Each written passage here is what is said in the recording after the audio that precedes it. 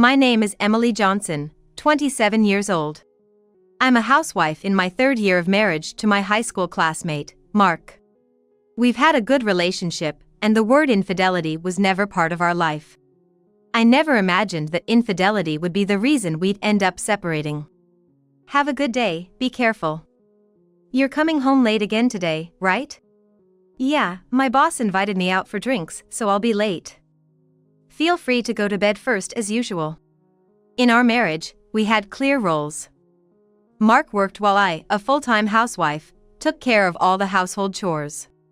That day, after seeing Mark off, I cleaned every corner of the house as usual.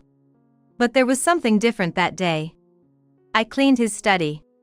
Leave my study alone. I have work stuff in there, and some things can't be moved around. Usually, Mark would say this and keep me out of his study. But that day, I happened to see inside through the open door. It was messy, far from clean. Seriously. I didn't clean it because he promised he'd do it regularly. How can he find anything for work in this mess? Well, I'll just tidy up what's visible. Mark had been going on more business trips and working weekends lately. Probably why he couldn't keep his study in order. Seeing the study in such a mess, I decided to clean it, thinking it would be helpful. Then I found something, What's this? A red diary I've never seen before. While tidying his desk, I came across an unfamiliar red diary. I usually don't snoop through my husband's belongings, but that time I felt an overwhelming urge to open and check inside. Despite feeling guilty, I opened the diary. What's this? What does it mean? Inside was a photo of Mark holding a baby, looking close and happy with a woman.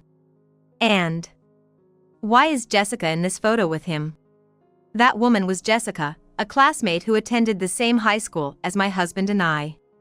Jessica was a friend I had studied with in the same class for 3 years during high school. But she wasn't someone Mark was close to. So why was she in a photo with him holding a baby? The way they're dressed, it looks like a baptism.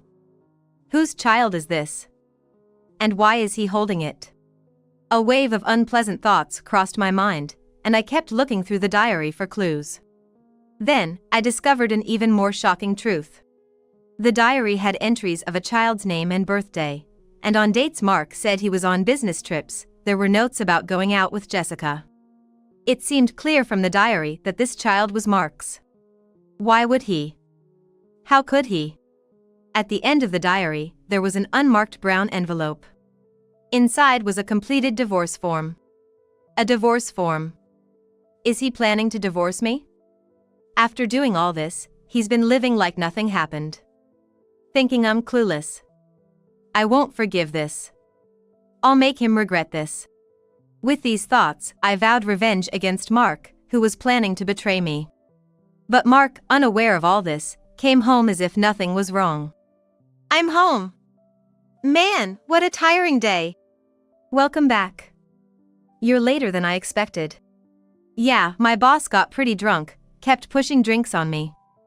I couldn't easily slip away. Hey, were you really out drinking with your boss? Huh?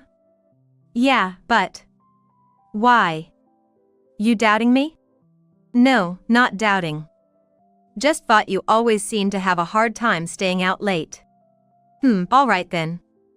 Oh, by the way, on the 23rd and 24th this month, I'm going golfing overnight with my boss. Take care of the house, will you? Overnight? Just the two of you? Yeah. My boss is a guy, you know. You've met him before, Mr. Johnson, my direct supervisor. He was the one I was drinking with today. Nothing like what you might be thinking. Okay, got it. What's up with you today? You're acting different. Usually, you're more supportive. I feel bad leaving you alone on weekends so often. But it's important for my career to get in the boss's good graces. Forgive me, okay? Mark spoke to me insincerely. But I knew. I knew it was all lies. The dates he mentioned matched the plans in the diary, a trip to the amusement park with Jessica and their child. So, I decided to make that day my day of revenge. It's more despairing after a happy memory. I thought. What do you mean forgive me? I know everything. Forget about me and your time, just go and have fun without any worries. Okay. I will. But I won't forget about you. I'll bring back a souvenir, so look forward to it, okay? Mark said, patting my head. Sure, I'm looking forward to it. And I'll prepare something surprising for you in return when you get back. Something surprising? Wonder what it is, looking forward to it. It's a surprise for the day. I think you'll be very shocked. Then, about a month passed. I acted as if nothing was wrong and continued life as usual. And soon, the day of action arrived. I'm off then. Call me if you need anything. I might not respond right away since I'll be with my boss, but I'll try to keep an eye on my phone. Okay, got it. Take care. Mark, unaware that I knew, left for the amusement park, carrying an unnecessary golf bag. He probably planned to stash it somewhere, change, and head to their house. Suppressing a laugh at his elaborate ruse, I began my final preparations for revenge. 2 days after he left, Mark returned home and discovered my surprise, frantically calling me. Oh, come on, Emily. Where are you right now? What's up with the house? What does this mean? What? Didn't I say? I had a surprise waiting for you when you got back. Are you surprised? Surprised? Everything of yours is gone. It's like I'm living alone in this house. That's right. From now on, you'll be living alone in that house. Not just like living alone, but actually living alone. What? What are you talking about? We're a married couple. Married? What are you talking about? Don't make me laugh. Hiding a completed divorce form? Weren't you planning to live alone? Oh, I'm wrong, not alone, but with Jessica and your child, right? You didn't look in my study, did you? Sorry, but I've seen everything. The photos of you, Jessica, and the child looking so happy together, the entries about lying to me about business trips and working weekends to go out. I've seen it all. What? I told you not to go into my study, didn't I? Well, it was such a mess. I thought you couldn't find anything in that chaos. I thought I was doing you a favor by cleaning, but I ended up finding something unexpected. Don't meddle in things that don't concern you. We had a deal that you wouldn't clean my study. And snooping through someone's things, that's just lacking basic decency. Ha! You, talking about decency after cheating and fathering a child? Wow, just wow. What, you're calling me stupid? You weren't golfing with your boss today, were you? How was the first trip to the amusement park with the three of you?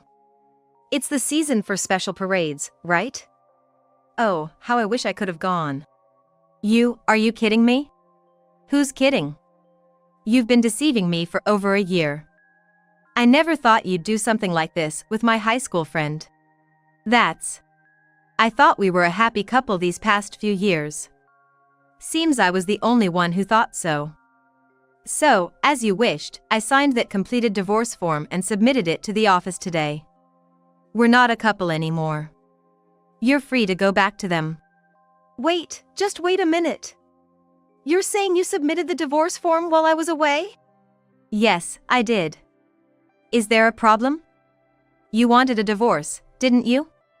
You even filled out your part and stamped it. Since you couldn't bring yourself to give it to me, I submitted it for you. Mark, unaware that his trip to the amusement park was discovered, returned home with a random souvenir bought at the station. He was greeted by an empty room with only my belongings gone and the fact that his wife knew everything and had submitted the divorce papers. I understand, I was wrong. Please come back home. Let's talk. I was wrong? As if that's some revelation. There's nothing left to talk about. You'll just make excuses, won't you? No, it's not like that. I don't have the time or interest to listen to such trivial things. I don't care why you cheated or how things turned out this way. It's not worth hearing. How can you say that? Do you understand how I felt since the day I found out you were planning to divorce me? how painful it was to smile at you, acting all innocent, when I knew everything. But it doesn't matter anymore. Since that day, I found a job within a month and moved to a new house. No matter what excuses you come up with, I'm never coming back to you. You wanted this outcome, so shouldn't you be happy? Why are you panicking? Were you worried about me confronting you with the divorce papers? That's not. By the way, I already contacted your parents earlier, so I'm sure they'll be getting in touch soon. What? You told my parents? Of course. We were a married couple. It's only right to inform them of our divorce. What did you say to them? I told them everything I saw, just as it was. And what did they say? If you're so concerned about your parents' reaction, why don't you ask them yourself? How can I just? You know how strict my parents are, Emily. So what? That's not my problem anymore. That's how it is. Take care now. Hey, wait! Emily! Emily! I ignored his shouting and hung up the phone. His parents, especially his father, were traditionally strict. He always hated dishonesty and had raised him with the mantra, "Don't trouble others. Be a person who can understand others' feelings." Yet he did the exact opposite, cheating with a friend of his wife and fathering a child. After I hung up, his parents apparently got in touch for a discussion. I had no intention of participating, but for both our families, it was a serious matter. So, 6 of us, including me, him, and both sets of parents, gathered at his parents' house. In the worst atmosphere, a confrontation, more than a discussion, began. He was probably already grilled by his parents. He sat slumped in a chair, looking worn out. "So, what were you thinking? Making a child with another woman while you have a wife? Explain everything clearly so everyone can understand," his father demanded. Without fighting back, he resignedly began to explain everything that had happened. It started 2 years ago at the high school reunion. She was originally Emily's friend, and I had no interaction with her in high school. But that day, she approached me. "It's been a while. Remember me?" I remember. You're Jessica, Emily's friend, right?" I'm glad you remembered. "You came to our wedding." "Yes. We didn't talk much in high school, but I always admired you, Mark." I'm happy you remember my name. Can I have your contact? Maybe we could have dinner together sometime?" "Well, but you're married too, right?" "It's a bit, especially since you're Emily's friend. If no one knows, it's fine, right? This is normal. You and Emily are too uptight. It's not like I'm suggesting anything shady. So, just between us, okay?" He fell for her words and started meeting her secretly. And eventually, it led to a physical relationship. "You know, I think I'm pregnant. I was feeling unwell and went to the hospital, and they said I'm about 5 weeks along." "What?" "I haven't been with my husband for a while since we're planning to divorce." "Could it be?" "Yes, this child is yours. I never imagined I could have a child with you, whom I've always admired. I'm so happy. Will you come with me to the next checkup?" "What would you prefer, a boy or a girl? What should we name them?" Wait a minute. We're both married. If this gets out, I'll be in trouble. Why are you saying that? I thought you'd be happy. "No, it's not that. So, you're not going to take responsibility?" "Responsibility? Marrying me and becoming the father of this child, what else?" "But, I don't intend to divorce my wife. You are the one who said we weren't doing anything wrong." "This is tough. We agreed to this relationship knowingly. Was it just a game to you? I was preparing to divorce my husband to be with you. That's terrible. If you won't take responsibility, I don't know what I'll do. I'll tell Emily, our classmates, everyone at work." Okay. Just calm down. "So, you'll divorce Emily and marry me?" "All right." And so, he was coerced because of the child, agreeing to the birth. He started preparing for our divorce, as he explained. Do you realize what you've done? I know. But I had no choice. She threatened me, saying she didn't know what she'd do if I didn't take responsibility. What was I supposed to do? You had no choice? Are you kidding? Yes, Jessica approached you, but you could have firmly refused. It's your responsibility too. Why are you trying to put all the blame on her? I'm not trying to escape. Just what? If you have something to say, say it. I didn't want to divorce you, Emily. I was just being threatened by Jessica. I never thought about divorcing you, I swear. I didn't want to prepare that divorce form. Believe me, Emily. You're the only one for me. Really, you didn't want to divorce me? Are you serious? Yes, I'm serious. I have a responsibility towards the child, so I plan to support them with my salary. But I want to be with you, Emily. Please, give me another chance. He apologized to me, saying all that. However, I knew there was still something he was hiding from me. So what's this then? I presented a brown envelope in front of everyone. It's an envelope I found in his study when I entered. I thought it was unrelated to the divorce papers at first, but when I looked inside, I was shocked. It contained fabricated evidence of my infidelity, made to look like I was cheating. What? It seems he hired someone to set up this fake affair. There was a receipt and a business card inside too. His claim that he didn't want to divorce me is a complete lie. He probably lied just to get through this situation.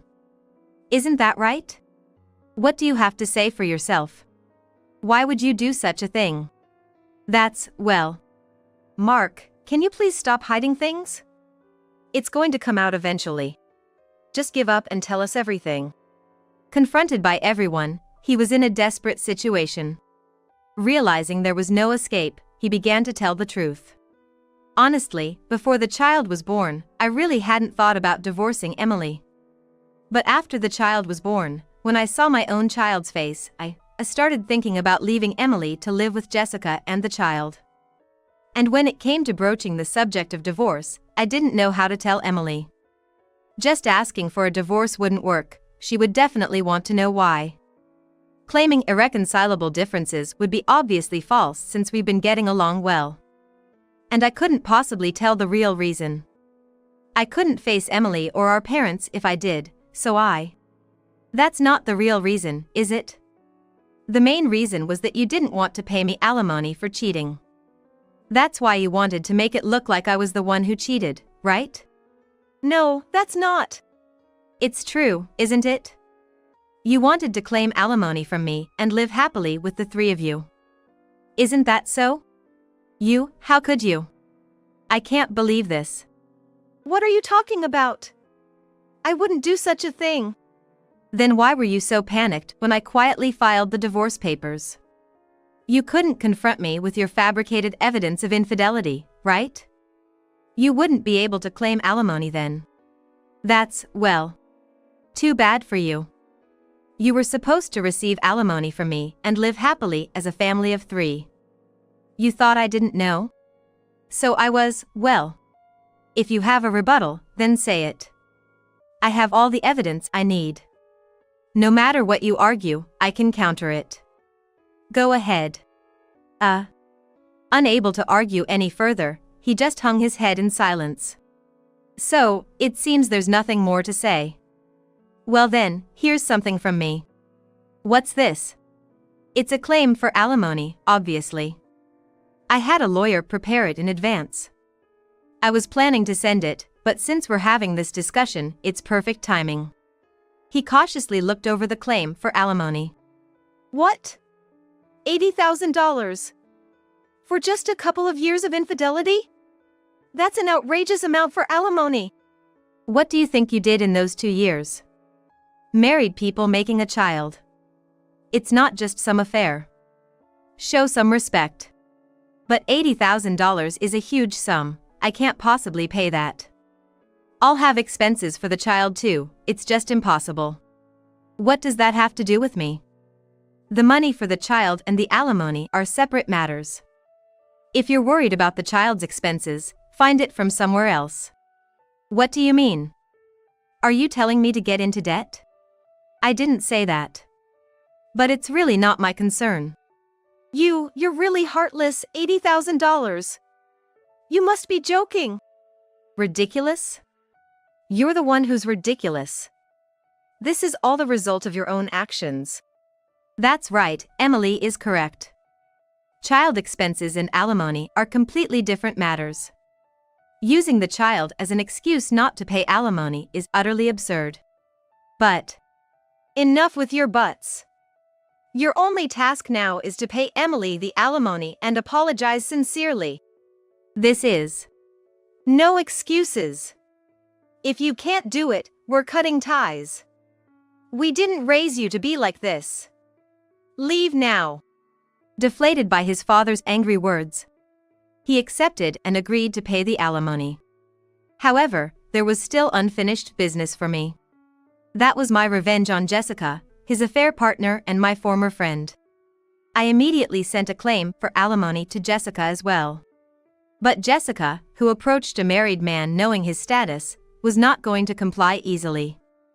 A few days after receiving the claim, she called me with complaints. I heard everything from him. Our affair is all out in the open now.